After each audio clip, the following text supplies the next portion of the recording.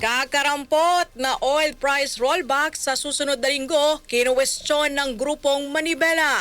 Ang kasama natin sa balitang yan live, si Rajuman Gerald Ulep. RMN Live Report. Inupakan ng transport group na Manibela itong posibleng kakarampot na oil price rollback sa susunod na linggo. Base sa pagtayo ng mga oil company na sa 40 centavos lamang ang rollback sa presyo ng gasolina, 8 pesos at 50 centavos sa kada litro ng diesel at 11 pesos sa kerosene.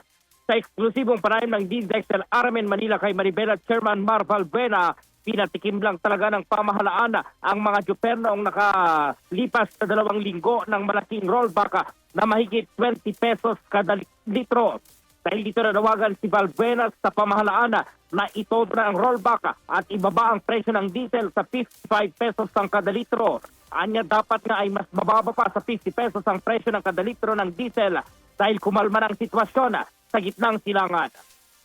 Pinatikim tayo ng rollback, pinaasa lang tayo, inuutay-utay nila kasi talagang kita pa rin sila, tubo pa rin sila eh. Kung ikukumpara, yung 850 pesos na yan, so magkano pa matitira? Halos 85 pesos pa talaga yung, o baka wala pa, mga 85 to 87 pesos. Di, ang laki pa rin nung presyo ng petrolyo. Kung dati sa 55, tapos assume na natin na 85 pesos na yung pinakamababa, di ba? Halos nasa 30 pesos pa rin. Samantala, hindi na raw muna kikilos ang grupo bilang protesta sa karambot na rollback. Pero asahan ang malawakang kilos protesta pagsapit ng Mayo 1, Labor Day. May 1, meron kaming malaking pagkilos. Kasama na yon, isasabay na namin para lahat ng sektor maiparamdam itong galit ng mamamayang Pilipino. Hindi lang ng transport sector, pati yung mga manggagawa at marami kaming kausap at sinasama kami doon sa mga pagpaplano.